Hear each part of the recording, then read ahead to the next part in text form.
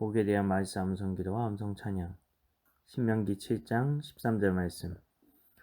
곧 너를 사랑하시고 복을 주사 너를 번성하게 하시되 내게 주리라고 내 조상들에게 맹세하신 땅에서 내 소생에게 은혜를 베푸시며 내 토지 소산과 곡식과 포도주와 기름을 풍성하게 하시고 내 소와 양을 번식하게 하시리니 곧 너를 사랑하시고 복을 주사 너를 번성하게 하시되 내게 주리라고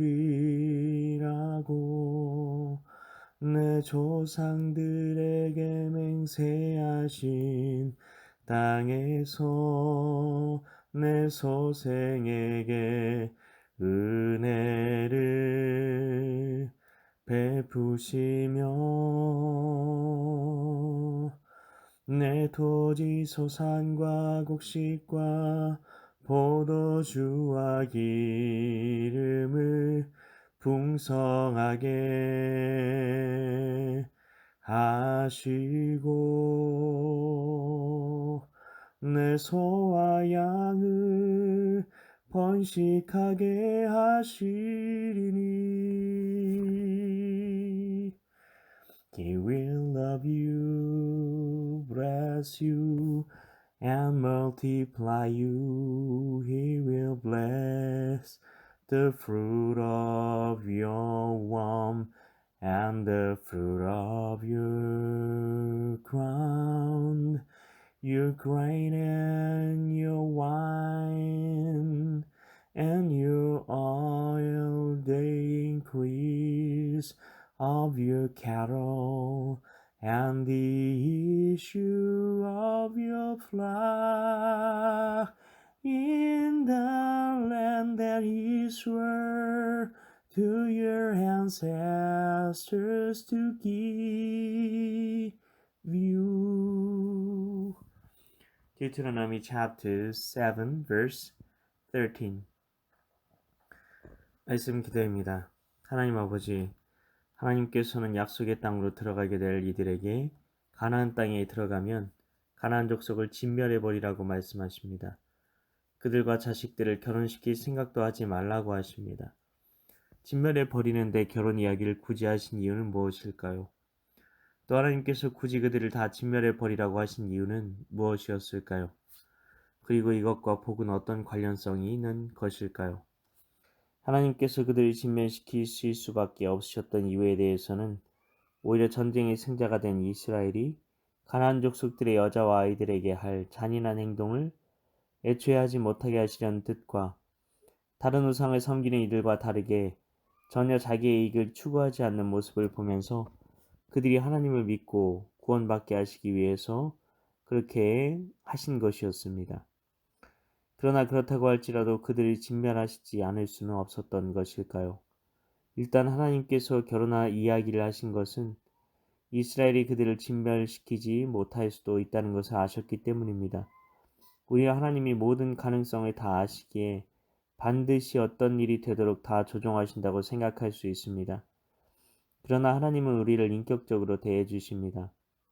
우리가 스스로 선택할 수 있도록 기회를 주시는 것입니다. 천사들은 하늘에서 우리가 하나님만큼 믿을 수 있는 분이 이 세상에 없는데도 하나님을 믿지 않고 자기 생각대로 살아가는 것에 대해 이상하게 생각할 겁니다. 그리고 더욱 천사들이 기이하게 생각할 것은 그런 우리를 끝까지 변호하시고 기다려주시며 우리를 향해 계속해서 나의 사랑, 나의 어여쁜 자야 말씀하시는 하나님의 모습일 것입니다. 하나님께서는 우리를 로봇과 같이 만들지 않으셨습니다. 하나님께서는 우리와 마음을 나누는 관계를 원하셨습니다.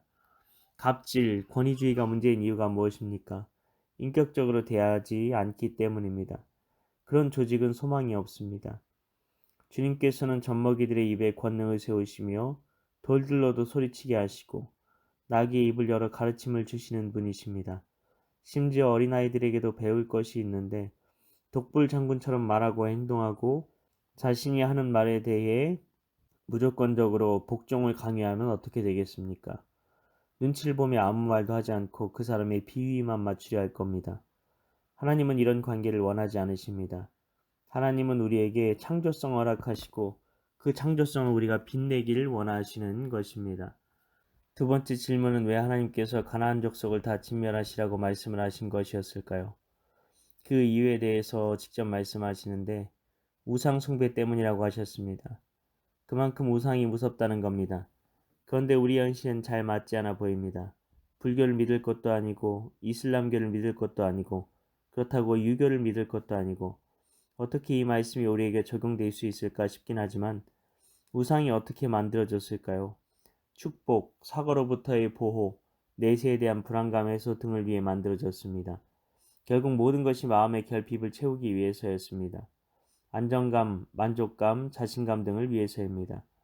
우리가 돈을 많이 벌어서 내가 원하는 수준만큼 경제적인 윤택함을 얻으려는 이유가 무엇입니까?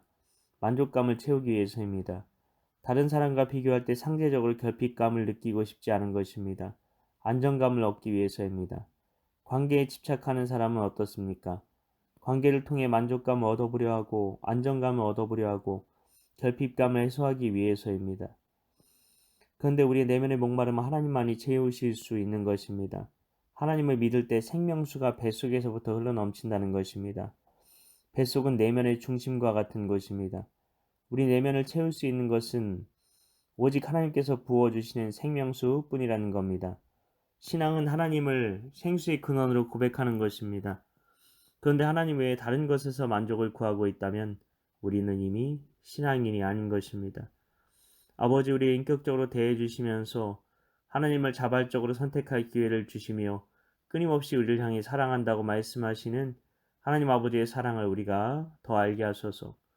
하나님 외에 이 세상에서 온전히 믿을 수 있는 분은 아무도 없는데 하나님의 그렇게 믿을 만한 말씀 앞에서도 재고 따지는 저희 연약함을 주여 굽어 살펴 주옵소서. 불쌍히 여겨 주옵소서.